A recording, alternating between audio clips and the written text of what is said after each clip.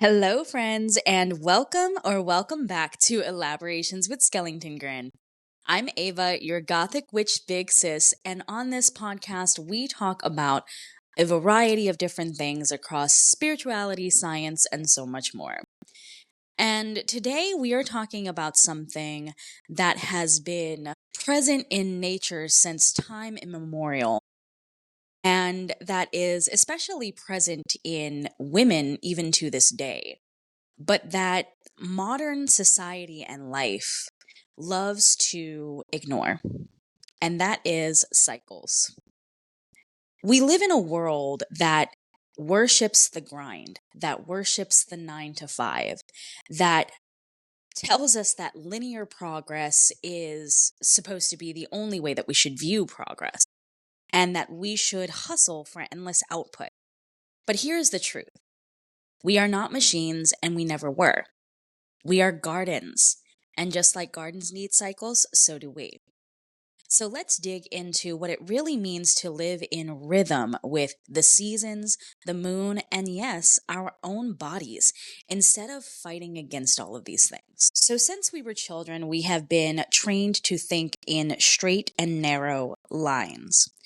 Go to school, go to college, get the job, climb the career ladder, retire, and then you're done. Productivity charts go up and to the right. We are told that every day should look the same if we are disciplined enough. But here's the reality: nature doesn't work like that. Nature breathes in cycles. And I know you know this because even if you are living in the southern states like me, and you are living in a place that is mostly humid and hot, you still experience seasonal changes. The moon waxes and wanes. The seasons still turn from spring to summer and autumn into winter. Our bodies have natural cycles: menstrual cycles for menstruating people, hormonal cycles for all of us, whether we have more testosterone in our body or we have more estrogen and progesterone in our body, and sleep cycles, which are dictated by the circadian rhythm. And the circadian rhythm can sometimes be disrupted by cataclysmic climate events and by the Schumann resonance, that is coming from the core of the earth. Now, science talks a little bit more about this, and I am no scientist, but I can do my research and we can do an entire deep dive episode on the Schumann resonance if you guys want that. But for now, we're just going to be talking about cycles. But even our creativity has cycles: times of planning and planting, times of blooming, times of harvest, and yes, even times of resting. For example, let's just bring forth this example. We see all of our favorite influencers on TikTok, YouTube, Instagram, and so much more. They are still going through cycles with their creativity.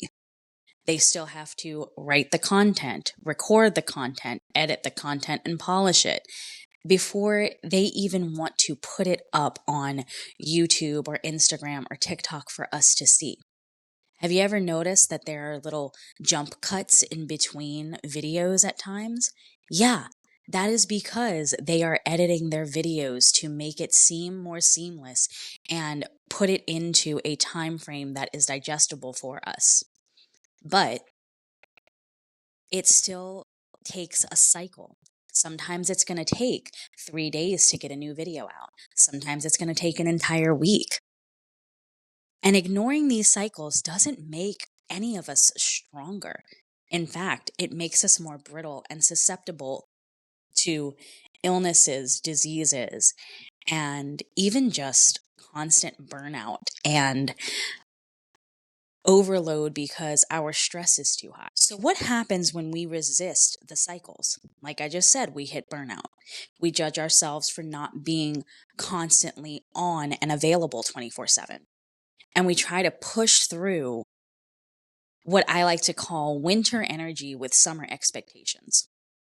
A lot of us tend to kind of start to slow down between the autumn and the winter every year, especially because those are the days, especially in the northern hemisphere, where we get less sunlight. Our days are shorter and our nights are longer during autumn and winter. And then days grow longer and nights grow shorter during spring and summer. And we still try to push through that slower energy with those higher energy output expectations. I have done it so many times to myself. I have sat at my desk staring at blank pages, furious with myself for not being productive, when what I really needed was to step back, rest, and trust that the inspiration would bloom again in its own timing. I have also ignored my own menstrual cycle and wound up with more frequent headaches, more frequent body aches, and heavier and more painful periods. And I'm not saying that to be gross or TMI. I'm saying that because that has been the response that my body has produced due to the upkick in stress and the lack of proper sleep. Due to constantly burning myself out, trying to be productive. And when we force everything into this linear productivity, we disconnect from our bodies, from nature, and from the flow of life and the spirit itself. But when we honor those cycles, everything softens. I like to use the moon as an example of this. And as someone who is into witchcraft, like I spoke about on Wednesday, I love using the moon cycles to be able to kind of explain different things. So, with the new moon becomes a time to set intentions and plant seeds because it is a new moon cycle. The moon in our field of vision here on this earth is blocked out. We cannot see it. And that is the perfect time for a new cycle and a new chapter to begin. And then when the full moon comes around, it becomes a time to celebrate, to release things, or to bring things to fruition and pretty much revel and rejoice in the fruits of your labor and the intentions that you set during that new moon phase. Similarly, autumn reminds us that letting go can be just as beautiful as blooming in spring. Winter teaches us that rest is not wasted time, it is sacred incubation. And I want to remind us that just as much as nature does, our personal lives have seasons. We can notice when we're in this spring of fresh energy, a summer of growth, a fall of harvest, or even a winter of retreat. So, flowing with the cycles is important to recognize. And even though it doesn't mean that life becomes easy, it simply means that we stop fighting ourselves and we stop expecting roses to bloom in January, so to speak. We stop expecting ourselves to be these automaton robots, essentially, and we allow ourselves to be human. So, how can you actually start to live this out? Here's a simple practice that I love for myself. At the start of your day or week, ask yourself, what cycle am I in right now?